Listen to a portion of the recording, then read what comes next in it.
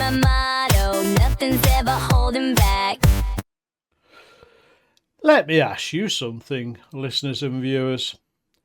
Why does lap 1 in iRacing feel less like motorsport and more like a shopping trolley avalanche in a supermarket car park? You can qualify well, you can practice all week. You tell yourself, right, this one's going to be clean. No risks, no nonsense, just tidy racing.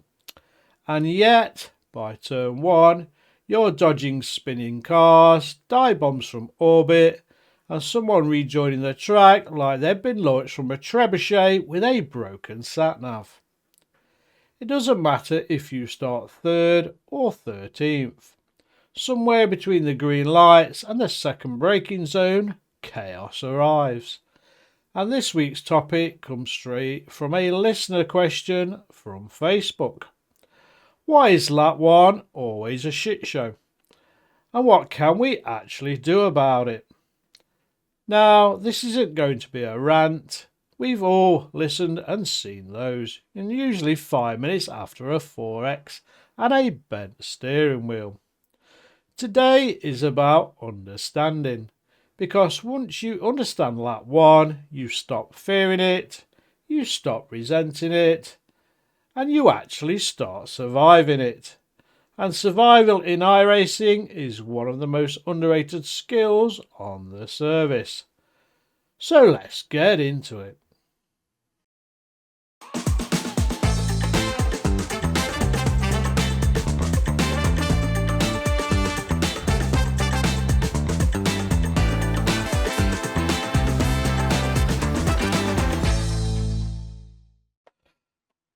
So the question still remains, why lap 1 feels so chaotic? Here's the uncomfortable truth, listeners and viewers. Lap 1 chaos isn't random. It feels random when you're in the middle of it, for sure. But step back and watch enough races and patterns start emerging. Lap 1 is actually one of the most predictable phases in iRacing. Not predictable in outcome, but predictable in driver behaviour. There are ingredients that appear in every single race, every single time. Human ones, mechanical ones, and emotional ones. And once you understand those ingredients, you stop being shocked by lap 1. You start reading it, so we're going to break them down. We're going to start with cold tyres and hot egos. This is where physics and psychology collide. Cold tyres mean less grip, longer braking distances and unstable traction. But qualifying grip lingers in the brain. Your hands remember what the car felt like 2 minutes ago in clear air and low fuel. So drivers break out their quali markers on cold tyres and in traffic. And suddenly the dominoes start. iRacing models this brutally well. There's no forgiveness layer, no invisible safety net, which means lap 1 punishes optimism harder than any other lap. And optimism in motorsport, if it isn't grounded in reality, becomes overconfidence very quickly. Now, our second point today is around everybody thinks they're the exception. Every driver knows lap 1 can be messy, and every driver quietly believes that chaos will happen, but I'll slip through it. So people gamble. They think, if I gain 5 places now, I control the race, clean air, my space. And on paper, that logic actually makes sense. Track position matters, right? But when everyone makes that same calculation, guess what? It collapses. You don't get 10 winners into turn 1, you get compression. And compression turns small mistakes into multi-car incidents. Lap 1 is a funnel, and funnels are unforgiving. Point 3. Overdriving adrenaline. Lap 1 is emotionally louder than any other moment in a race. Your heart rate is up, your hands are tight, and your vision narrows. Especially for newer iRacers or anyone chasing iRating. The problem is adrenaline shrinks decision making. You stop thinking 3 corners ahead, you stop sensing the pack. You start reacting instead of driving. And reactive driving creates chain reactions. 1 twitch becomes 2, 2 corrections become contact, contact becomes chaos. And suddenly you're watching your race disappear before it even began. Point 4. Skill spread is massive. And this one is a silent destabilizer. Even in one split, you've got a huge range of ability packed into a tiny stretch of track. You've got fast qualifiers with weak Racecraft, calm veterans starting mid-pack, rookies having miracle laps, and drivers slightly out of position. So by turn 2, you've got completely different levels of awareness sharing the same braking zone. That's unstable by design. It's not always recklessness. Sometimes it's just mismatched experience colliding at the worst possible moment. Point 5. Lap 1 has zero rhythm. Now, we all know once the race has settled down, the best thing to do as an iRacer is get into that rhythm. By lap 3, racers appear to settle. Tyres start to wake up, gaps form, and brains calm down. You start recognising patterns. Who's aggressive? Who's patient? Who's fading? But lap 1, no rhythm, no references, equals no history. It's 20 drivers all trying to write their own version of the race simultaneously. And without rhythm, decision making becomes volatile. Which is why lap 1 feels less like racing and more like weather.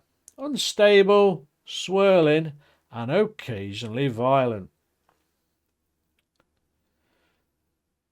So what you can do as an iRacer, because it's no good just talking about the problem, it's also understanding of and opportunities for us the iRacers how we cope with this problem and improve. Now here's the empowering bit. You cannot control lap 1. Let's all get that into our brains and make sure it's in there for good. You're not in charge of 19 other brains either. 19 internet connections and 19 braking markers. But you can absolutely control how you experience lap 1. And this is where experienced iRacers quietly gain results. They don't eliminate chaos, they position themselves around it. And that's a learnable skill. So we need to redefine what success looks like. The biggest shift you can make is redefining what success looks like for you. Lap 1 success is not gaining positions, it's not hero moves, it's not winning the launch. Lap 1 success is simple. Still being alive at the end of it. If you exit lap 1 clean, your race probably skyrockets, mentally and statistically. You relax, you start to think clearly, and you capitalise later. Drivers who stop trying to win lap 1 often finish higher overall, because patience compounds. Now, one of the biggest Racecraft evolutions is this. On lap 1, the most important corner isn't ahead of you, it's actually behind you. Your mirrors tell you everything. If someone looks unstable behind you, give them space. Not as a surrender, but as part of your strategy. Unstable drivers tend to remove themselves eventually anyway. You don't need to be part of that chapter. So we're going to have a quick break and hear from our sponsor Outlap, and then we'll come back with what brake earlier than... Sorry, we're going to talk about how to brake in these situations. We'll be right back.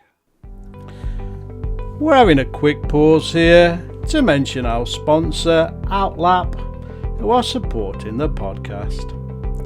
Outlap is built around the side of sim racing we don't talk about enough. The focus, the preparation, and mental work that happens long before the race actually starts. It's not about hype or loud designs, it's about process, patience, and showing up ready, whether that's in the rig or stepping away from it. If that side of sim racing resonates with you, you'll find Outlap quietly ticking along in the background.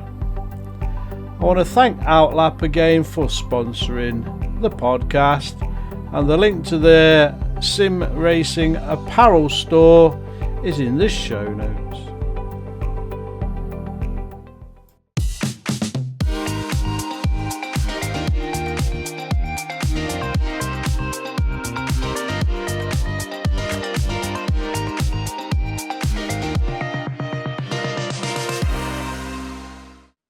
Just want to thank Outlap again for sponsoring the podcast, and I'm wearing one of their foundation tees, as you can see.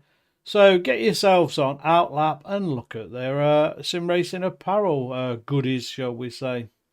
Okay, back to the show.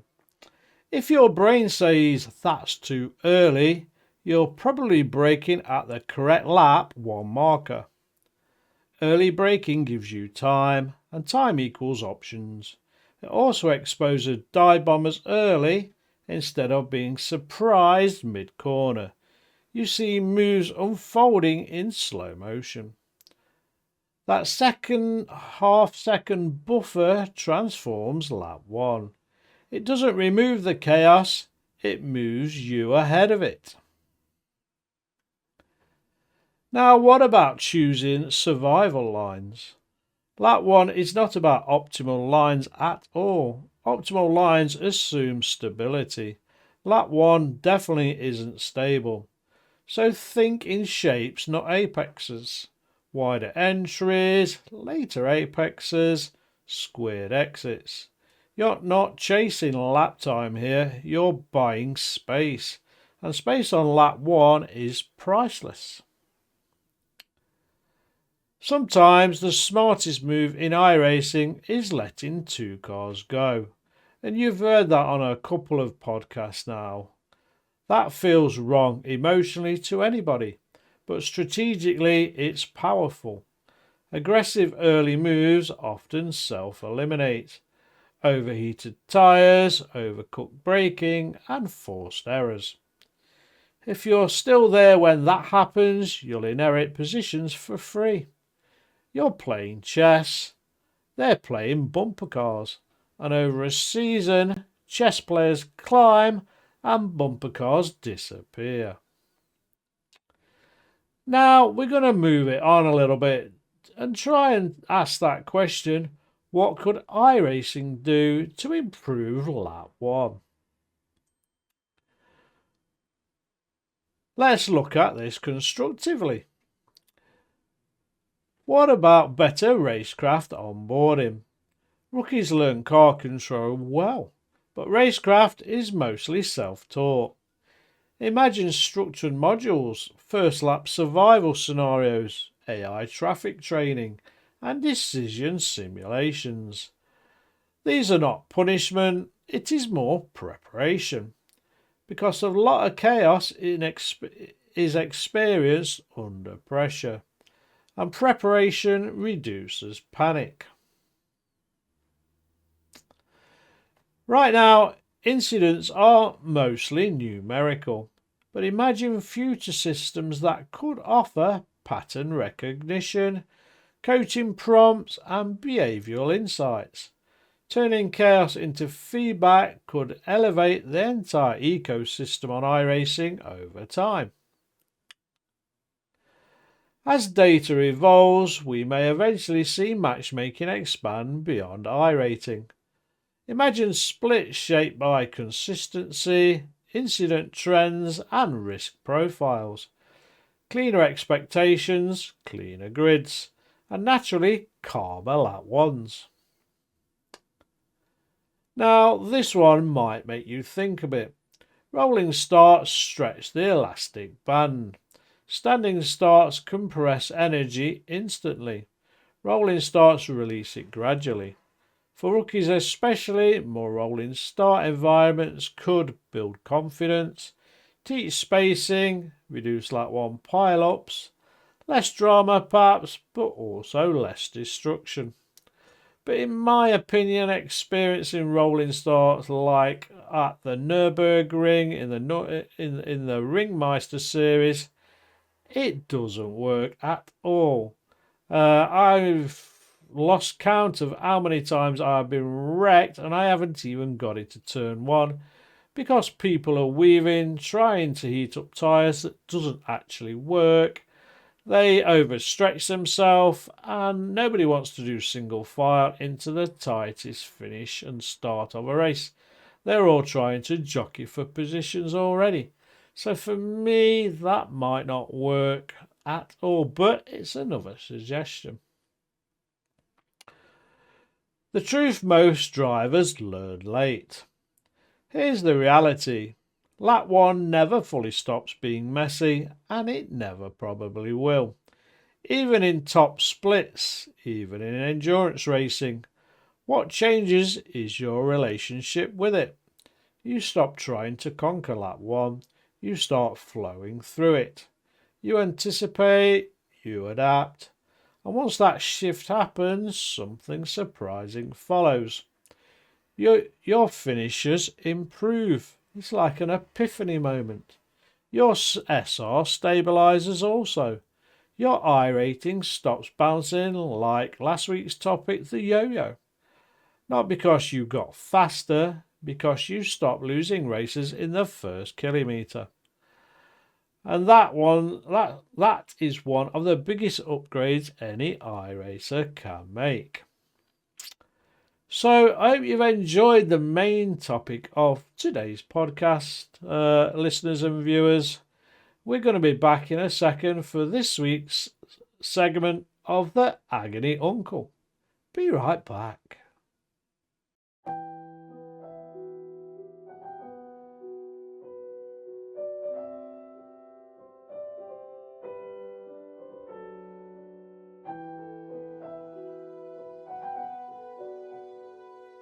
Right, time to open the mailbag.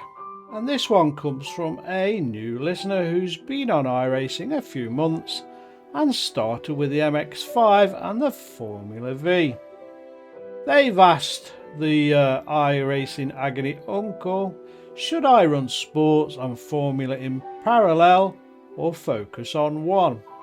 Should I stick to one car until mastery or explore? And what should my next steps be? Brilliant questions, and we've all had those kind of challenges and kind of mental questions to move us forward in iRacing at some time. First of all, if you're asking these, you're already ahead of the curve. Should you run sports and Formula together? The short answer is yes, but with intention. MX-5 teaches great racecraft, traffic management, weight transfer, and above all, patience. Formula V teaches different. It teaches precision, momentum, smooth inputs, and discipline. Together, they build a very complete foundation. But here's the catch. If you're still spinning regularly or surviving races rather than racing them, running both can dilute progress. So here's the rule. If you're finishing clean races most weeks, carry on running both. If you're still chaotic, narrow focus temporarily, consistently first, variety second. The second point of the questions was, should you master one car first? You don't need mastery on iRacing, because mastery in iRacing is a mirage. There's always going to be somebody faster. Instead, aim for understanding. You're ready to branch out when you can lap consistently, you really lose the car alone, and you understand why mistakes happen. Those are the real milestones. Not domination, but understanding. And there's a danger of car hopping. I had to learn this myself. There is one trap though. Switching cars every bad race. Bad race, let's go to a new car. Bad race, let's look for a new series. That resets your learning curve repeatedly. Exploration is good, however constant resets are not. So explore slowly, one new variable at a time. Now, what about some suggested progression paths? If you're starting with MX5 and V, Sports Ladder GR86, then the GT4 and maybe the GT3 later. From the Formula Ladder point of view, the FF1600, which I drive a lot, the F4 into the F3 or the Super Formula Lights. You've got to respect the steps and the learning curve becomes smoother. Skip steps and you often spin in higher resolution. So to sum it up a little bit, my recommendation would be, if you're enjoying both disciplines, keep both, why not? But structure it. One focus series per week, one secondary series, then swap next season. That builds depth without killing variety. And most importantly, it keeps the joy alive. Because the moment iRacing starts to feel like homework, burnout isn't far away. And thank you for the kind words about the show in your email. It generally means a lot. To close this week's podcast then, listeners and viewers. And you know what? Both today's topics connect in a really interesting way. Lap 1 chaos and early career decisions. Because so much of iRacing isn't about speed, it's about maturity. It's about learning when to push and when to pause, when to attack and when to absorb. The drivers who last on this service, the ones still enjoying it years later, usually aren't the ones who are the fastest in month 1. They're the ones who learned how to think, how to step back after a messy race and ask, what is this teaching me, this experience that I've just suffered? Sometimes that lesson is patience, sometimes it's discipline, and sometimes it's simply learning to survive the first lap. And that's the beauty of iRacing. It gives you exactly what you're ready to learn, even if it delivers that lesson sideways through a T1 pile-up. So if you've had a rough week, if lap 1 has bitten you recently, take a breath. You're not alone, you're not unlucky, you're just in the middle of a learning curve. And if you stay curious, stay reflective, and keep showing up, you'll come out the other side as a smarter driver. And smarter drivers always go further than fast ones who never evolve. So if you have enjoyed this episode, don't forget to follow the show, share it with your fellow iRacers, and if you've got a question for the Agony Uncle, send it in. Until next time, keep it clean, keep it calm. I'll see you on the grid, and happy iRacing. See you next episode. Whatever it takes, we're racing, we're in the zone. Whatever it takes, we push hard, never alone.